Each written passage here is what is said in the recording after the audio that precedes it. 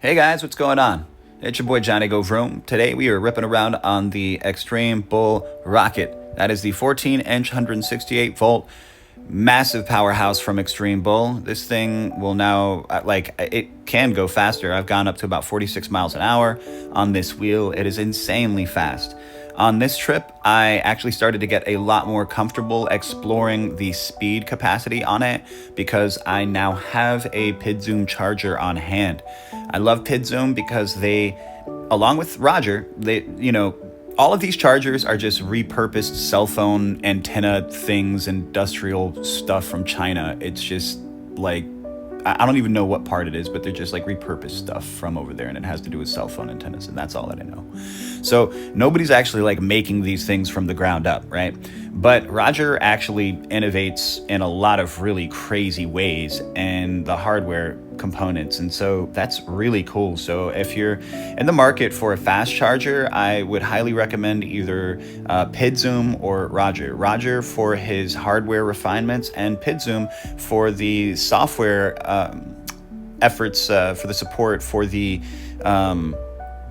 partnership with EUC World that they have. So if you didn't know about that, yeah, it's true. The PID Zoom chargers have in-app functionality within EUC World, which is pretty cool, guys. Being able to set your charging and all that stuff from inside the app is like, that's cool.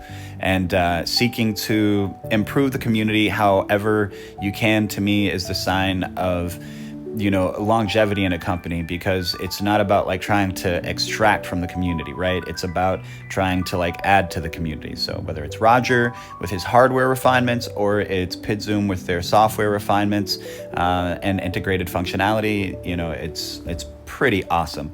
I don't know if you guys, do you guys have fast chargers? Which fast chargers are you guys sitting on if you do have fast chargers? Anybody out there with the who?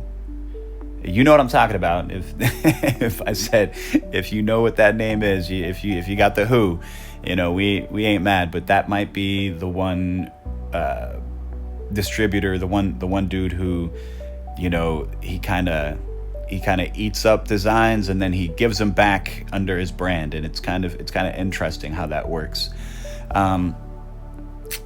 Again, back to this whole why I wanted to have a fast charger before I started ripping around crazy. And that's one of my favorite little root jump things right there that I just went over. Always making sure that there's not anybody like on the sidewalks in front of me, guys. People sometimes freak out, but I always make sure there's nobody there. I try to gauge my moves and my positioning next to people way, way, way in advance of ever coming near those people, right? So you'll see here, one of the cool things about the Rocket as well is like just its nimble profile, its easy accessibility in terms of maneuverability. Keeping yourself over center of the Rocket is just something that's easily done. The size just makes it so easy to control in terms of left to right. And by control, I mean like in terms of its turning, in terms of its agility. But, as some riders have experienced, and due to the pedal height as well, it is incredibly agile. And so that agility for some people is going to feel like a lack of control. If you are into that high pedal stuff and you are into twitchy, like highly maneuverable wheels, then this wheel is going to be just everything that you wanted and a big old box of chocolates. Don't judge me for my knee pads, guys. I know I need to get some new knee pads. Those are those Skoiko knee pads. I get them off of Amazon. You can also get them on AliExpress. These particular knee pads I like a whole lot because they have that brush guard sort of thing on the side. You'll see whenever I swoop around to the side that it's got this brush guard thing, and the tolerances that I have when I go between objects. You'll see right here, me being a goofball. You'll scrape your leg on stuff, when you try to go through really tight spaces. Womp, womp, womp. I wasn't going to leave it there, though, so I ended up, we're going to try it again. We're going to see how many times it takes for me to get to the Tootsie Roll center of this Tootsie Pop of a trick of a situation here. So, yeah, I like the brush guard knee pads. The battery thing, sorry, that whole ADHD sort of crazy brain. When you got so much power and such a small form factor, and you don't have a ginormous battery, celebration bells, right? And you don't have a ginormous battery, then you are not going to be able to really have fun and explore as much of the wheel's power underneath 50%. Maybe you will, I won't. The outcome delta for the speed, power, and stability of the wheel dramatically changes as the power goes down, as the battery life goes down, right? So at 100%, these wheels are every single thing it says on the spec sheet, right? Like you're gonna get that proclaimed top cruising speed, right? But as the battery goes down, you are not going to get that top cruising speed. That is going to go down significantly. And by the time you get to like 30%, 20% of your battery, you're down to cruising at like, 20 miles an hour, 30 miles an hour, depending on the wheel that you're on. I've heard one of the guys in the comments section, I think it was Ryan, he said something about being able to go like 40 miles an hour, I think at 12% on a blitz. So with bigger batteries, you will have a little bit more stability at low battery, right? But when you've got these really small batteries, guys, you've got to keep them topped off in order to have as much fun as you want to. So that's why I have honestly been reserved riding the Rocket up to now. And so now, like I said, I've got that fast charger, so I've been exploring some of the top end speed of it and really cruising at the top end of it. And what I can tell you is that Extreme Bull has struck again, bro. I mean, the fastest wheel in the 20-inch platform out of any wheel that I've ever ridden was the GT Pro. I never got that wheel to go as fast as it could go. That wheel got local police looking out for me and posted up on the corners for me and everything. It was really nerve-wracking, actually. And by the time I sent that wheel back over to Alien Rides, thanks, guys. We partnered for that one wheel.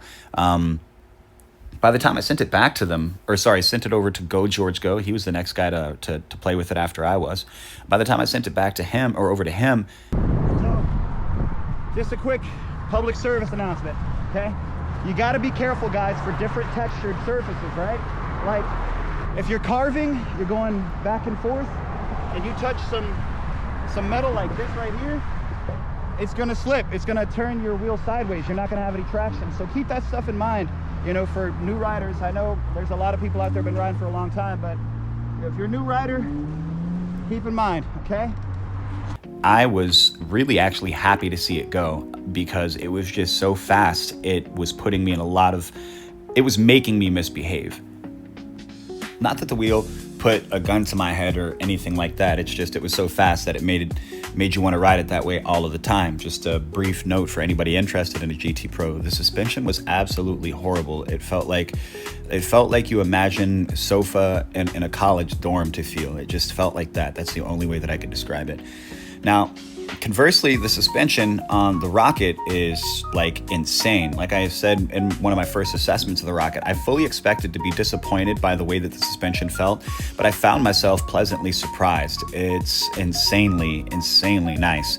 The 100 millimeter of travel at this platform is really a welcome boon for stability in terms of the anomalies in the road, potholes, bumps, all that fun stuff. But beyond just safety stuff, I mean, when you preload this 100 millimeter by pushing down in order to bound up, it gets kind of froggy, man. You can get some pretty good height on it. I don't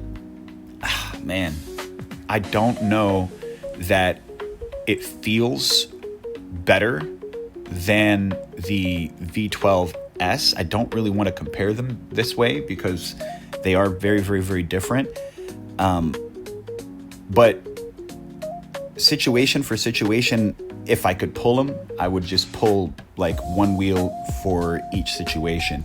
For the V12S, I really like the V12S, the stability for cruising at speed. I think that it's absolutely amazing. If you are relegated to really tight spaces and you have a lot of urban density, then maybe, and by urban density, I mean lots of curb transitions, lots of buildings, lots of blocks, lots of pedestrians, lots of this sort of stuff, then the smaller size of the Rocket is going to feel probably more at home, and you're going to explore more of what the Rocket can do, right? Because of the smaller form factor. So I think it really comes down to footprint, because honestly, both of them have really class leading suspensions, and you're not going to be disappointed if you're jumping on one of these or the other. I will note that because of the size, again, the Rocket is going to be more of a vertical experience when you're encountering any lip, and the V12S is going to be a little bit more of a 45-degree sauntering sort of travel. So when you're bonking off of things, you're going to get a little bit higher at the initial kick from the Rocket, and you're going to go a little farther from that kick on the V12S. Now, whether or not you want that or how stable that's going to be for you after you do that is going to be entirely you. The Rocket also has this weird anomaly whenever I'm riding it that if you jump it too much in succession, it'll have this weird little shake kind of pedal dip thing, which feels a little kind of sketch. So, points to Rocket for landing and having torque to sustain the land no matter how sloppy you do it. So if you're inexperienced at jumping, you may have an easier time on the Rocket because the pedals aren't going to dip when you land in all sorts of weird messed up ways. So I hope that kind of helps a little bit in terms of like the feedback about the jumping stuff. But yeah, that weird little pedal dip thing where it like kind of shakes, it shudders and it kind of pedal dips. It's a weird sort of anomaly that kind of doesn't give as much confidence, right? But the confidence that it did give this ride was all about the speed, baby. I was completely blown away by how consistently fast this thing was. Let me explain to you. The Begode Master that I have is a chore to accelerate. Well, with the 244, with the Shinko 244, I could put a street tire on it and it would be a completely different animal. But right now with the Shinko 244, this thing is a sluggish thing to try to get going. It's very challenging. So cruising above 40 miles an hour is actually challenging on the Master. Once you settle into the fact that this wheel will do that, you can cruise easier at high speed on this wheel than you can on the Master. Let that settle in, okay? I mean, you're not going to do it for nearly as long, to be sure. But if you've got a fast charger and you don't have an enormous city to navigate, I would say no more than, if you're blasting and you have a fast charger that can get you back up to 100%, then you can probably rip for at least 15 miles of like get down boogie shaking your tushy. I've done it for at least 12 and some change, and it's got plenty of gusto. So, for what that's worth. Whenever you're jumping, like what I just did there, like when you're jumping, when you get up on something, don't just fall off the edge, okay? Kind of like give yourself a little hop off the edge, no matter what it is, trying to slow down for the homie, and then getting this little jump that is just so damn cool.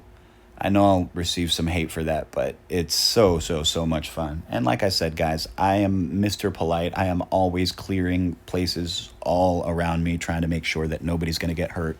So I do my best, man. I do my best. I love this area of Gainesville that we're getting down into. There's this little bed and breakfast kind of district and this area called the Duck Pond, which is a very historic sort of space. While I don't believe in using the puck slide technique for racing in terms of electronic unicycle for the functionality of what it does for downhill racing, I do think it looks cool. And, whatever. I'm not racing anybody right now, so I feel like dragging the fingers looks cool. But you'll see I've got this video where I talk about turning, and that is definitely not one of the ways that I recommend to turn for performance at all. But it does look really, really cool. So I will absolutely give it that. Got to give a big shout out to my people over at NextGen Mobility. It is with a heavy heart that I have to let you guys know we have lost one of the very, very bright, shining hearts, epicenters of our community, Mr. James Van Crofton. That is Mr. NextGen Mobility himself. He was dealing with pancreatic cancer for some time, and he was like a lion, man. He never let the community know at large. And so, he just kept this to himself. So I don't know if everybody else got whiplash as bad as I did. I found out in the comment section over here in one of my videos, somebody just let me know that day, and it was crazy to hear. He made electronic unicycles so much more accessible for so many people, and he really helped push back against this enormous wave of price gouging in terms of just exponential price increases. And thanks to people like James and people like Lem over at EUC Underground, we have some levity, some mindful understanding of of a reasonable marketplace for electronic unicycles. And without James, without his legacy, we wouldn't have that, guys. So, the next time that you're ripping around on your unicycle and you hear that tire sliding against the ground and you have just one moment to yourself, lend a thought to Mr. James, because whether or not you know it, he made this better for all of us. If you'd like to purchase an Extreme Bull rocket, I'll have a link down in the description where you can hit up the NextGen Mobility, and they will take as good a care of you as if you were family. I promise you guys, amazing, amazing people over there. With the rocket locking down the 14-inch category for speed by a long shot, by an enormous margin, almost by twice the speed margins of the other wheels out there, Aero included, sir, ma'am, Zam. And with the GT Pro stopping out the competition in the 20-inch category, sir, ma'am, it's clear that Extreme Bull is out here to completely redefine the way that we feel about speed. They are out here chasing all the way to the moon, guys. Literally. I know I'm on the rocket and it's kind of a trope and it's like, to the moon. But I tell you, there is nothing quite like the unrefined, janky speed that these things have. It's like they took all of the, if you could imagine just like picking resources or attributes on any given video game or any given, I guess games, not video games, could be like an RPG or something like that, where you want something fast, you want it strong, you want it light, whatever the stats that you want or whatever. It's like they took all of the stats like out of refinement. They took the stats out of like updating a lot of technology. They took a stats out of making them as beautiful as they could possibly be, alpha finishing them. They took a lot of stats from a lot of different places with these Extreme Bull wheels. But by God, the one stat that they have maxed out far away by a humongous margin is speed. So I will leave you with this. If you are in it for speed, if that is your thing, if you are a person who wants to push the absolute bleeding edge of infinity and beyond, you are the Buzz Lightyear of electric unicycles. That is your thing. Well, then there's only one company that can support your addiction, and that's Extreme Bull. And the cheapest place, the most affordable place that you can get one of those is with NextGen Mobility. So there's that. All right, guys, I have got to get to my client, so I am going to hop off of here. A big round of applause to one of my first racing clients, Drew. Drew Hawkins out here.